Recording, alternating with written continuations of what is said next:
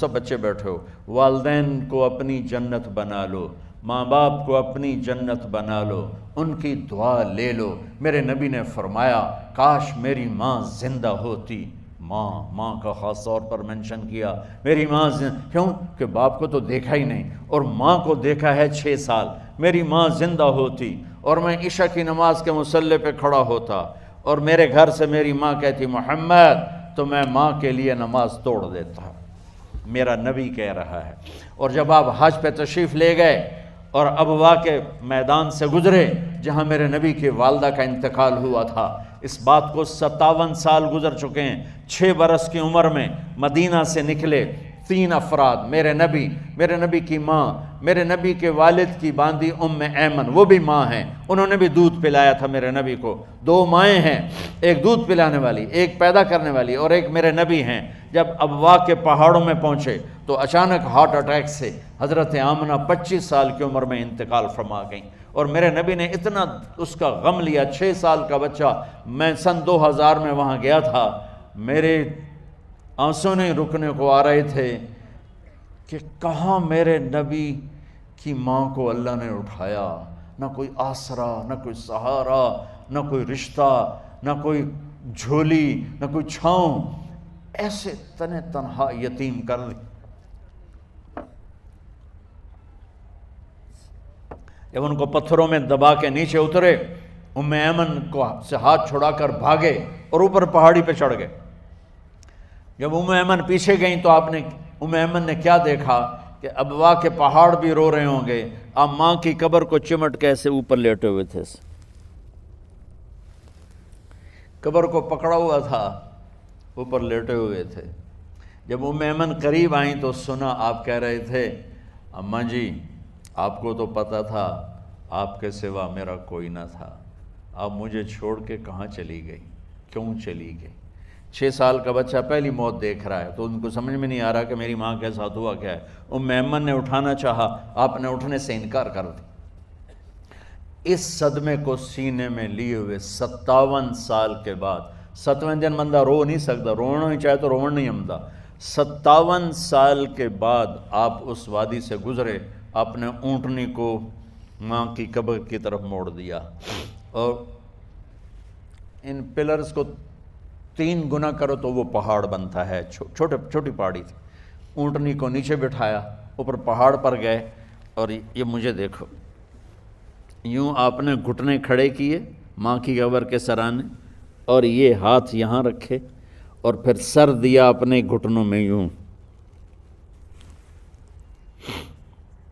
پھر رونا شروع کیا۔ اتنا روئے، اپریل کا مہینہ تھا، دھوپ سر پہ پڑ رہی تھی، ہم تو ٹھنڈی دھوپ میں بیٹھے ہیں، شدید دھوپ میں بیٹھے تھے، اور اس کنڈیشن میں یہ بچوں کا سٹائل ہوتا ہے جب لمبا رونا ہو تو وہ یوں بیٹھتے ہیں سر اندر دے کر۔ اتنا روئے کہ آپ کی داڑھی ساری آنسوں سے بھر گئی، سینہ تر ہو گیا، احرام تر ہو گیا، اور کئی گھنٹے بیٹھ کے روتے رہے۔ 2 جہان کے سردار ہو کر تمنا کر رہے ہیں کاش اماں تو زندہ ہوتی، تو مجھے کہتی محمد میں تیرے لیے نماز توڑ دیتا۔ اور میرے نبی نے، یہ بچیاں غور سے سنو، میرے نبی سے پوچھا گیا یا رسول اللہ قیامت کب آئے گی؟ آپ نے فرمایا یہ تو اللہ کو پتہ ہے۔ میں نے کہا یا رسول اللہ کوئی نشانی بتا دیں، تو آپ نے فرمایا جب بچیاں ماؤں کو ذلیل کریں گی تو قیامت آ جائے۔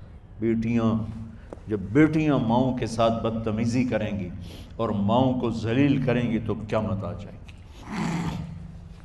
ایک ماں بیٹی کو میں بھول نہیں سکتا، ماں کے موٹے موٹے آنسو گر رہے تھے، اور بیٹی ماں سے کہہ رہی تھی بھوک نہیں، ہماری اپنی پنجابی زبان، بھوک نہیں، اوہ ہوئے ہوئے ہوئے، یہ تو ہم نوکر کو کہتے ہوئے ڈرتے ہیں، وہ ماں سے کہہ رہی تھی بھوک نہیں، یعنی بکواس نہ کر، اور وہ آگے چپ، صرف آنسو اس کے گر رہے تھے ایسا۔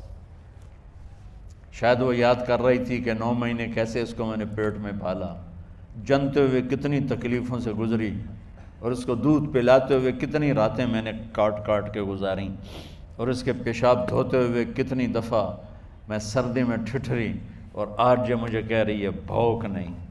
اس لیے میرے نبی نے فرمایا جس نے ماں باپ کو دکھ دیا، سنو غور سے بچوں سارے سنو، جس نے ماں باپ کو دکھ دیا اس پہ اللہ کی لعنت، اس پہ فرشتوں کی لعنت، اس پہ زمین آسمان کی لعنت، نہ ان کی نماز قبول ہے، نہ روزہ قبول ہے، نہ صدقہ قبول ہے۔ میرے نبی کی زندگی کا دوسرا روپ حقوق العباد، نماز حقوق اللہ میں آ جاتی ہے، میں حقوق العباد کی تھوڑی سی وضاحت کر رہا ہوں۔ ماں باپ زندہ ہیں تو دعا لے لو۔ والدین سے کہتا ہوں بچوں کو عزت دو، جہاں اولاد ماں باپ کے حقوق ہیں وہاں اولاد کے حقوق ہیں، اولاد کو عزت دو، اولاد کو عزت دو، اولاد کو عزت دو۔ بہت سی اولاد کی نافرمانی کا ذریعہ ماں باپ بن رہے ہیں، سختی کر کے، زبردستی کر کے اور ٹھونس کر چیزیں، نوکروں کی طرح سلوک کر کے۔ میرے نبی کے گھر میں جب بیٹی فاطمہ ملنے کے لیے آتی تھیں تو میرے نبی بیٹھے نہیں رہتے تھے، یا اب چیئر پہ بیٹھے ہوئے بی بی فاطمہ آ گئی، اب زمین پہ بیٹھے ہوئے ہیں بیٹی آ گئی، اب چارپائی پہ لیٹے ہوئے ہیں بیٹی آ گئی۔ میرے نبی کیا کرتے تھے؟ کھڑے ہو جاتے تھے، کھڑے ہو جاتے، ایک دم کھڑے ہو جاتے تھے، اور پھر کھڑے نہیں رہتے تھے، تیزی سے آگے بڑھتے تھے اور حضرت فاطمہ کا ہاتھ پکڑ لیتے تھے۔ یہ والدین غور سے سنو، حضرت فاطمہ کا ہاتھ پکڑ لیتے تھے اور ہاتھ پکڑ کے مجھے دیکھو یوں بوسہ لیتے تھے، بیٹی کا بوسہ لیتے تھے، پھر ہاتھ چھوڑتے نہیں تھے، ہاتھ پکڑے پکڑے لاتے لاتے لاتے ان کو چارپائی پر پہلے بٹھاتے تھے پھر خود بیٹھتے تھے۔ یہ باپ اور رسول ہو کر بیٹی کو یہ عزت دیتے تھے۔ پھر وہ جنت کی عورتوں کی سردار بنی، پھر وہ جنت کے سرداروں کی ماں بنی، پھر وہ اللہ کے شیر کی زوجہ بنی۔ تو والدین سے کہتا ہوں کہ اپنے بچوں کو عزت دو، عزت دو، عزت دو، عزت دو۔ پھر آپ سے زندگی کے بڑے فیصلے ہیں شادی۔ اب لوگ اکٹھے پڑھتے ہو لڑکے لڑکیاں، اپنی شادی کے فیصلے خود نہ کرو، اپنے ماں باپ کے حوالے کرو۔ اس میں شرافت بھی ہے، اس میں برکت بھی ہے، اس میں رحمت بھی ہے، اور اس میں والدین کی دعائیں بھی ہیں۔ کورٹ میرج کو ہوا نہ دو، boyfriend girlfriend culture ہمارا نہیں ہے۔ میرے نبی کے طریقے میں مرد اور عورت کا صرف نکاح سے تعلق ہے، اس کے علاوہ سب جہنم کی آگ ہے۔ اور والدین سے کہتا ہوں کہ اپنے بچوں سے پوچھ کے رشتے کرو، زبردستی مت کرو۔ میرا معاشرہ بہت سنگین قسم کے جرم کا شکار ہے، بچوں پہ مسلط کر دیتے ہیں، ایتھے ہی کرنی ہے، جٹائیں چی کرنی ہے، بٹائیں چی کرنی ہے، پتہ نہیں آئے کتوں جٹ بٹ۔ چلو تم ناراض نہ ہو، راجپوتائیں چی کرنی، میں راجپوت ہوں، میں اپنی قوم کو بھی رگڑ دیتا ہوں، راجپوتائیں چی کرنی، اگاں کرنی ہی کوئی نہیں۔ یہ ظلم و ستم اولاد پہ مت کرو، اپنی بچی سے پوچھو، اگر بیٹی ہاں کرے تو پھر قدم اٹھاؤ، اگر بیٹی کہہ دے میں نہیں کرنا چاہتی تو وہ نافرمان نہیں ہے۔ اللہ کے واسطے میری سنو، صرف تم نہیں سن رہے ہو، اس کیمرے سے لاکھوں کروڑوں لوگ سن رہے ہیں۔ اگر بیٹا یوں کہہ دے کہ ابا میں نے یہاں شادی نہیں کرنی، میرا جی نہیں چاہتا ہے، تو وہ بیٹا نافرمان نہیں ہے، فرما بردار ہے، اس نے شریعت کا حق استعمال کیا ہے۔ اب ایسا ظلم مت کرو کہ نہیں اتھے ہی کرنی ہے، اتھے گھروں نکل جا۔ زندگی تم نے تو نہیں گزارنی، زندگی تو بچے نے گزارنی۔ میں قربان جاؤں، ایک حدیث سنو پہلے پھر اگلی بات سناتا ہوں۔ ما تزوجت وما زوجت الا بوحی من السماء نزل به جبریل۔ لوگو سنو، میں نے جہاں شادی کی، میں نے جہاں بیٹی کی شادی کی، پہلے آسمان سے جبریل فرشتہ اللہ کا حکم لے کر آیا، پھر میں نے قدم اٹھایا۔ سمجھ گئے میری یہ بات؟ سمجھ گئے سارے؟ اب اگلی سنو۔ حضرت علی فاطمہ کا رشتہ لینے آ گئے اور جبریل ان سے پہلے آ گئے کہ یا رسول اللہ فاطمہ علی کے لیے ہے۔ باپ محمد مصطفیٰ جیسا ہے، رشتہ مانگنے والا علی جیسا ہے، اور بیٹی فاطمہ جیسی ہے۔ اور آپ پوچھتے ہیں علی کیسے آئے؟ وہ شرم کی وجہ سے کچھ کہہ نہ سکے، چپ۔ آپ کو تو پتہ تھا، آپ نے فرمایا فاطمہ کے رشتے کے لیے آئے ہو؟ کہا جی۔ تو جبریل تنال بیٹھا ہوا ہے کہ یا رسول اللہ اتھے ہی کرنا ہے۔ آپ نے ہاں نہیں کی، آپ نے کہا انشاءاللہ، اور یہ کہہ کر اٹھ گئے۔ انشاءاللہ نبی کا ہاں ہی ہوتا ہے، لیکن جبریل کے آنے کے باوجود اور اللہ کے کہنے کے باوجود میرے نبی کو بھی پتہ ہے کہ یہ رشتہ یہاں کاتب تقدیر نے لکھ دیا ہے، لیکن امت کو سبق سکھانے کے لیے آپ گھر تشریف لے گئے۔ بیٹی فاطمہ، کہ جی یا رسول اللہ، کہا علی کا رشتہ آیا ہے، میں ہاں کر دوں؟ سبحان اللہ۔ میں اپنے دیہاتی بچیوں پہ مجھے رونا آ گیا کہ جنہیں پتہ ہی نہیں ہوتا سانو کہیں دے نال بندے پہ جانور ہے یا انسان ہے۔ علی جیسا داماد، چلو علی کو چھوڑو، فاطمہ کو چھوڑو، جبریل آیا بیٹھا ہے، جبریل آیا بیٹھا ہے۔ اس کے بعد فاطمہ سے پوچھنے کی کیا بات ہے؟ جبریل آ کر کہہ رہا یا رسول اللہ، اللہ کہہ رہا ہے فاطمہ علی کے لیے ہے اور علی فاطمہ کے لیے ہے، اور پھر آپ کہتے ہیں بیٹی فاطمہ ہاں کر دو۔ ہماری تو آج کی بیٹیاں انکار نہیں کرتی، چپ کر کے گاں ماش طرح بن چھڑ دین کلے نال۔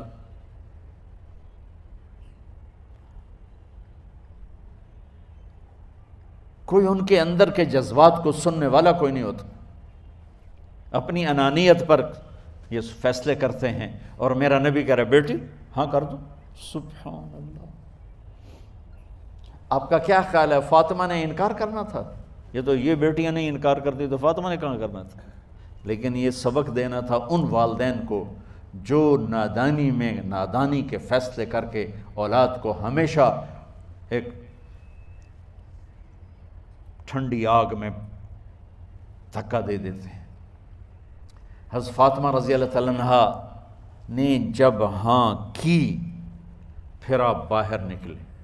اچھا مزے کا واقعہ ہو، حضرت علی اٹھ کے باہر نکلے تو صحابہ باہر کھڑے انتظار کر رہے تھے کہ کیا ہوا۔ حضرت علی کو بھیجنے والے تھے عبد الرحمن بن عوف۔ پہلے ابو بکر گئے تو آپ نے انکار کر دیا، عمر گئے رشتہ مانگا، آپ نے انکار کر دیا۔ عبد الرحمن بن عوف نے علی سے کہا آپ جائیں، آپ کا رشتہ رد نہیں ہوگا۔ کہنے لگے میرا تو ذاتی گھر بھی کوئی نہیں، مجھے کہاں سے رشتہ ملے گا، میں تو بالکل غریب ہوں۔ کہا نہیں تم جاؤ۔ تو واپس آتے انہوں نے عبد الرحمن بن عوف پہ چڑھائی کر دی، وہ کیا ہے نا تو میں نے گلے آئی، انکار ہو گیا۔ تو صحابہ نے پوچھا کیا ہوا؟ کہا کچھ کہا ہی نہیں، چپ کر کے اٹھ گئے۔ تو عبد الرحمن بن عوف کہنے لگے کچھ بولے صحیح، کہ بس اتنا کہا انشاءاللہ، کہا تو مبارک ہو، نبی کا انشاءاللہ ہاں ہوتا ہے۔ کہا اچھا، تو اتنے میں آپ باہر تشریف لے۔ کہا علی، کہا جی، کہا لو بلاؤ، لوگوں کو بلاؤ۔ ساری مسجد بھر گئی، آپ کے ساری مسجد فل ہو گئی۔ آپ ممبر پہ کھڑے ہوئے علی کو سامنے بٹھایا، کہا لوگو یہ جبریل میرے پاس اللہ کا پیغام لائے ہیں کہ میں فاطمہ بنت محمد کا نکاح علی بن ابی طالب کے ساتھ کر دوں۔ پھر آپ نے خطبہ پڑھا اور کہا کہ علی، ہائے ہائے ہائے، میں نے فاطمہ بنت محمد کو 400 درہم مہر کے عوض تیرے نکاح میں دیا، تو نے قبول کیا؟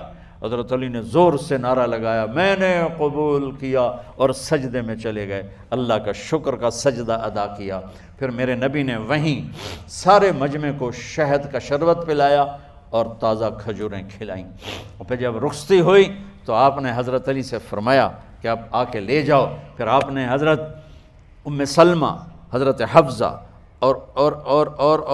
اور جناب حضرت عائشہ رضی اللہ تعالیٰ عنہ، ان تینوں کو بلا کر فرمایا تمہیں پتہ ہے نا مجھے فاطمہ سے کتنا پیار ہے، تو تم فاطمہ کو دلہن بناؤ، اس کی تیاری کرواؤ، اسے دلہن بناؤ۔ تو ان تینوں نے حضرت فاطمہ کو دلہن بنایا۔ پھر آپ نے حضرت علی کو پیغام بھجوایا، وہ تشریف لائے، اپنی اونٹنی لے کر آئے، حضرت عقیل ساتھ ہے، سلمان فارسی ساتھ ہے، اور دروازے پر اونٹنی بٹھائی، آپ علی کو اندر لے گئے اور یوں فاطمہ کا ہاتھ پکڑ کے علی کے ہاتھ میں دے کر فرمایا علی تمہیں نبی کی بیٹی مبارک۔ سبحان۔ پھر آپ نے کہا میری بیٹی فاطمہ، مجھے اپنے خاندان میں جو سب سے زیادہ محبوب تھا میں نے تیرا ہاتھ اس کے ہاتھ میں دے دیا ہے۔ والدین سے کہتا ہوں اپنے نبی کی زندگی پڑھو۔ میرا درد ہے کہ ہماری ثقافت میں اسلام داخل نہیں ہوا، ہمارے عبادت میں اسلام آ گیا، بہت سارا مجمع مرد عورتوں کا نمازی ہے، حاجی ہے، عمرے کرتے ہیں، لیکن ثقافت میں نبوت کی جھلک دکھائی دے، ثقافت میں اللہ کا نبی دکھائی دے، وہ نہیں ہے۔ زندگی بیت گئی اس انتظار میں، مدت سے لگ رہی تھی لب بام ٹک ٹکی، تھک تھک کے گر گئی نگہ انتظار آج، پتہ نہیں کب صبح ہوگی۔ چلو کہتے تو جائیں مجھے ہے اگرچہ بت ہیں جماعت کی آستینوں میں، مجھے ہے حکم اذان لا الہ الا اللہ۔ والدین کے ذمے ہے اولاد کو عزت دینا، ان کے سب سے بڑی خواہش میں ان کا احترام کرنا کہ زندگی انہوں نے گزارنی ہے، اور آپ کے ذمے ہے والدین کے آگے سر جھکا دینا۔ اللہ کے واسطے کورٹ میرجز اور خفیہ شادیاں یہ نہ ہماری ثقافت ہے، نہ یہ انسانیت ہے، ہمیشہ دکھ دردوں میں زندگی گزرتی ہے کہ اصل زندگی تو موت کے بعد آنے والی ہے۔ تو والدین پڑھیں شریعت کو، اولاد بھی پڑھے اپنے نبی کی زندگی کو۔ ایک شخص حضرت عمر کے پاس آیا ایک بیٹے کو لے کر، کہا امیر المومنین یہ میرا بیٹا بڑا نافرمان ہے اور مجھے بہت تنگ کرتا ہے۔ حضرت عمر کے پاس لاٹھی ہوتی تو انہیں یوں اٹھائی، وہ کہنے لگا حضور معافی دیا جائے، ایک میری گل سن لو۔ آپ نے فرمایا کیا؟ کہنے لگا ماں پیو دے بڑے حق ہیں، بالکل ٹھیک ہے، پر کوئی ساڈا حق بھی ہے ماں پیو تے؟ آپ نے کہا ہاں۔ آپ نے کہا ہاں۔ کہنے لگے ذرا وہ بتا دیں۔ کہا پہلا حق ہے اچھی ماں تلاش کرے، نیک عورت تلاش کرے۔ دوسرا حق یہ ہے نام اچھا رکھے۔ تیسرا حق یہ ہے اس کو قرآن کی تعلیم دے۔ کہا جی پھر سن لو حضرت جی، میرے پیو کو پوچھو اس حبشی عورت نال شادی کر کے مینوں حبشی ماں دیتی، انہوں کوئی عرب ماں ہی نہیں لتی، میرا پہلا حق اس مارا ہے۔ دوسرا سن لو، اس نے میرا نام جولان رکھا ہے، جولان گندگی کے کیڑے کو کہتے کہ اس نے میرا نام جولان رکھا ہے۔ اور تری سن لو، اس آج تے مینوں قرآن دی شکل نہیں وکھائی، حضرت عمر ہوئی سوٹا ہو دے سر تے پھیر دے کہ پہلے تیری مالش کراں پھر ایدی کر سا۔ تو آج کے والدین بھی اپنی اولاد کے بارے میں بہت بہت بہت غافل ہیں، اور اولاد کا بھی حال یہی ہے، چونکہ ماں کیا ہے، باپ کیا ہے، اولاد کیا ہے، یہ شریعت، یہ قرآن بتاتا ہے، یہ میرے نبی کی زندگی بتاتی ہے۔